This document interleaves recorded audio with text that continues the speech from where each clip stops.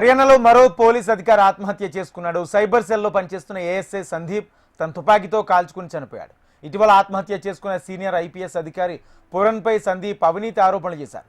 ఈ ఆరోపణల నేపథ్యంలో సందీప్ ఆత్మహత్యపై పలు అనుమానాలు వ్యక్తమవుతున్నాయి. ఘటనపై పోలీసులు కేసు నమోదు చేసి దర్యాప్తు చేస్తున్నారు.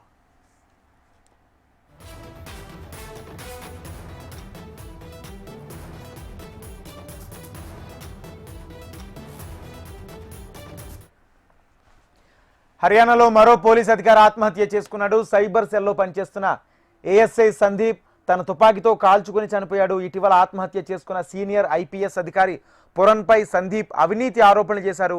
ఈ ఆరోపణల నేపథ్యంలో సందీప్ ఆత్మహత్యపై పలు అనుమానాలు వ్యక్తమవుతున్నాయి. ఘటనపై పోలీసులు కేసు నమోదు చేసి దర్యాప్తు చేస్తున్నారు.